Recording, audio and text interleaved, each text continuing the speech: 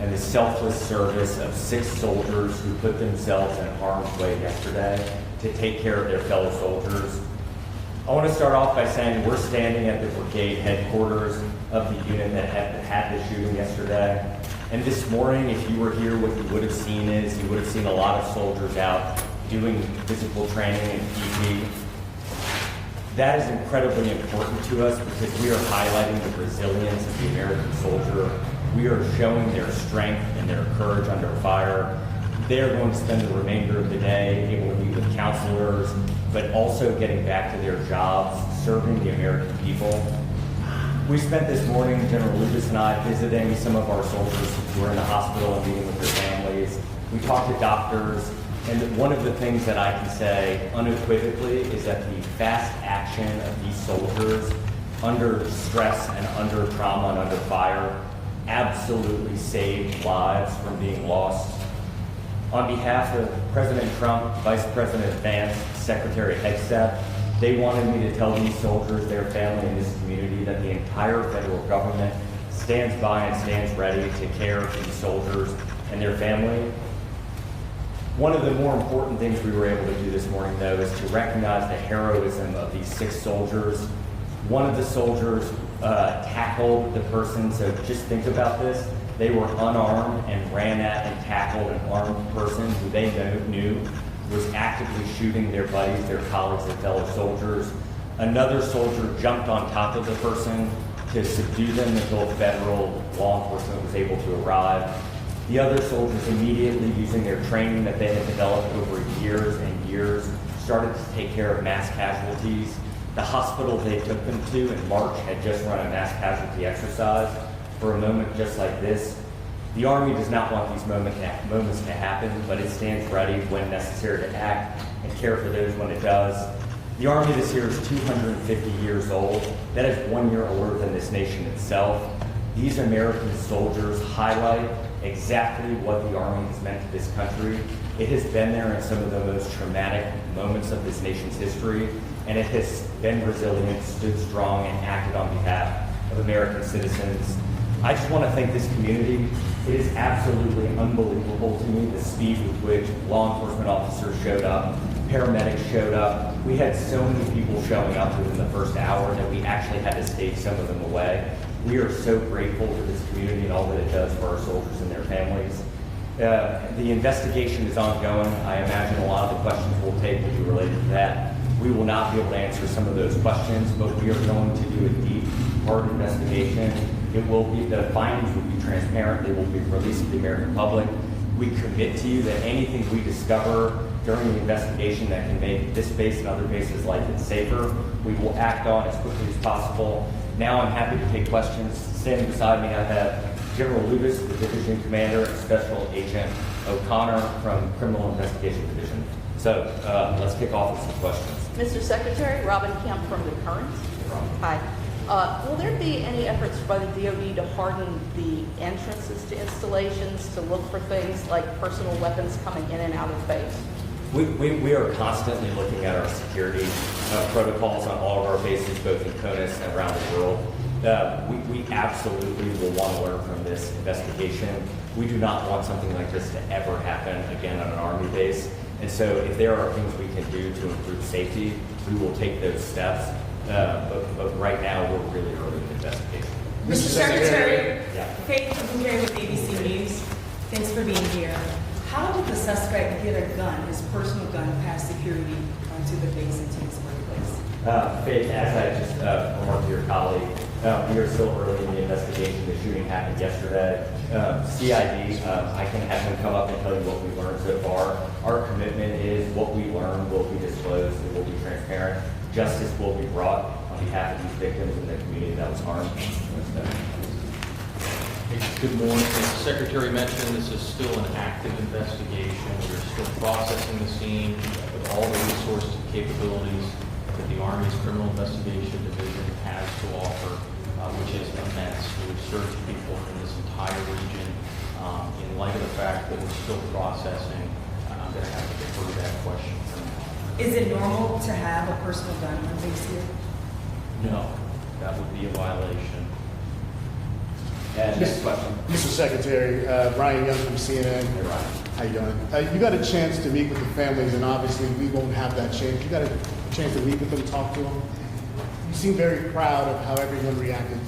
Can you tell us what that was like, meeting with families? What state are they in right now? Share what the public was concerned about these folks who obviously didn't deserve the shots. Ryan's heartbreaking, sitting in there and seeing their soldier, their daughter sitting behind them, struggling. Our hearts broke with them. We tried to hug them. We tried to convey from the President and the Vice President and the Secretary of Defense that our entire nation mourns with them. We stand behind them. It has been only a couple of hours for them. I think they are still processing through it. But what we wanted to convey is we will be here with them every single step of the way. The United States Army is committing every resource we need to get these soldiers back into their formations as quickly as we possibly can. And then one of the things that we had said at the meeting earlier with the soldiers from this unit is, General Lubas and I were reflecting on this in the car ride. These kind of moments, especially if you've deployed, you've gotten to see them more frequently. The trauma from them often doesn't hit for weeks or months on it. Like it doesn't come as quickly as you might think. And so what we try to encourage for all of our soldiers is to speak up, lean on each other, lean on your leadership, and we will provide the resources, the care, and the love that they need to recover. General, can you take that on as well too, real quick, just about what it was like to meet with those families as well? Yes, sir. Thank you for the question. It's heartbreaking. It's painful to see them struggling with a wounded family member. They expressed that they were incredibly proud of their soldier, as we are, and they asked for prayers. So we appreciate all the prayers that have been sent our way, and we would ask you to keep them coming. General Lubas, Priya Schreiner with NBC News. Yes, Skylar with CBS News here. Quick question for you. Can you describe the condition of those who were injured? I know that there might have been some updates. I know the general you said yesterday they're expected to be okay, but just nature of the injuries and life?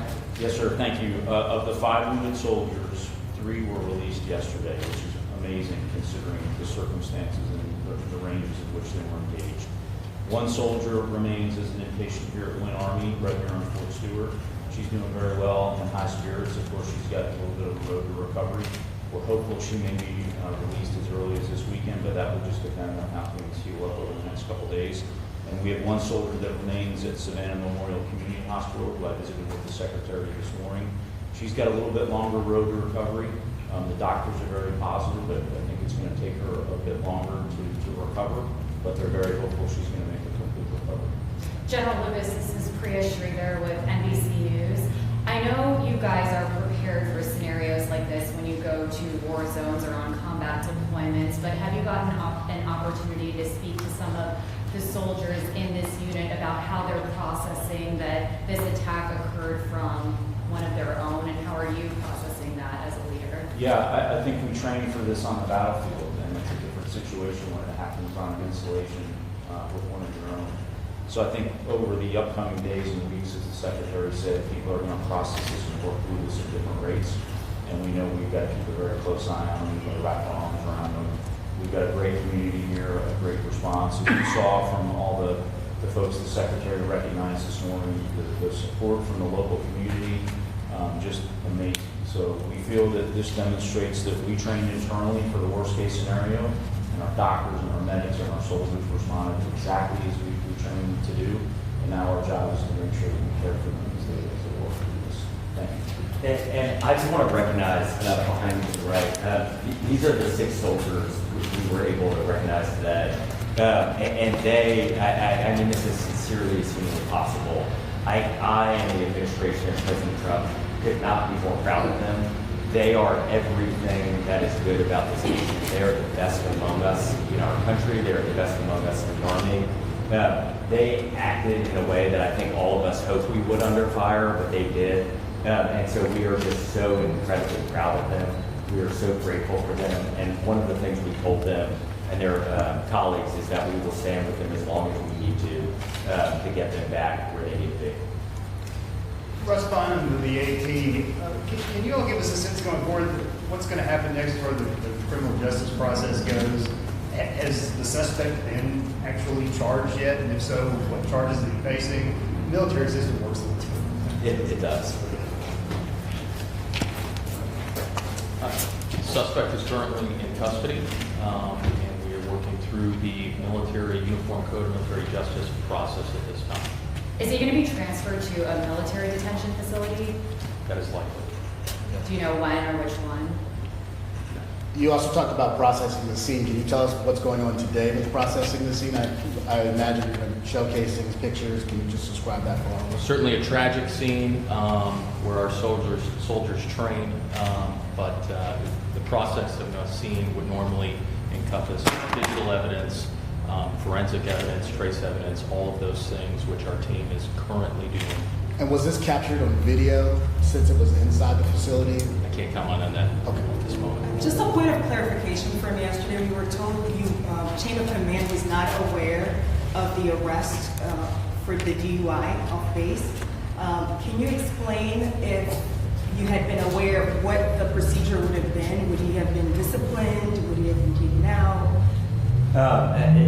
Because we were one day into the investigation, we can't reveal those types of things. I think what we try not to do is speculate or do hypotheticals. And so each soldier, each instance, we take very seriously. Something like a DUI or another issue that could occur in the community, that impacts how we treat that soldier in our formations.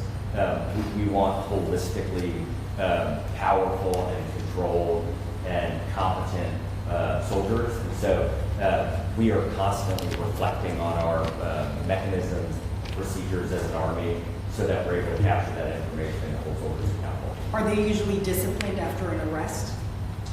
It varies based off the case. Any other questions? We got time maybe for one more question. Yeah. Jim Kovac from the Atlanta Journal-Constitution. General, could you speak at all, just to give some insight at all, on the acts of bravery that you've heard about in this episode? Yeah, sure. I think, as the Secretary mentioned, we have 6 incredible soldiers behind us, but this is just representative of the larger formation. Once the shooter was identified and the threat was identified, we had soldiers that immediately raced, tackled that soldier, wrestled the gun away, subdued him. A second non-commissioned officer jumped on top of further restraining him until the police could arrive. And then simultaneously, no one hesitated. Most of these soldiers behind me and others in the crowd immediately started applying first aid and most importantly stopped the bleeding. And when we spoke to the surgeons in the hospital, it was clear that the actions they took, primarily stopping that bleeding before they were loaded up in ambulances and quickly evac to an Army medical, certainly saved their lives. Are they back to work today? I'm sorry. Are they back to work or are they taking some time off? Well, today is a day that we focused on bringing the brigade and the unit together so they could support one another, so we could, of course, get right back at it, but it's also a day where we're going to focus on ensuring that they're getting the support that they need. General Lubas, can you give us a general sense of how long this all happened from that first shot fired to when your brave soldiers were able to tackle the gunman? I can. It was an incredibly fast response, and I do attribute this to the training that this installation has done and the teams here have done. So at approximately 10:56, the incident was reported, and that went out over sort of an all calls net. That triggered a lot of responses. That triggered our installation, emergency medical services, our police, our fire, our emergency medical services to respond. But it's also monitored by the local community, and then we requested assistance. At 11:04, we locked down, initial lockdown of the installation. So that was pretty quick. That wasn't me, that was the director of DES and the garrison commanders that immediately made that right call and that decision. At about 11:09, emergency personnel were dispatched to treat the wounded. At 11:35, the shooter was apprehended by the soldiers and the law enforcement. Several behind us and several in the crowd that we recognized earlier. So really what that means, we had about 13 minutes after that first report, we already had people, ambulances, fire, fish and game, military police responded and were on the scene. And then we had local support from the amazing community here. We had the first SWAT team arrive from off post within 20 minutes on site, which is truly incredible. So we're incredibly grateful for the support from the community. I'm incredible for our leadership that trained our soldiers to react this way. And then as the Secretary said, we're incredibly proud of the soldiers themselves. Unfortunately,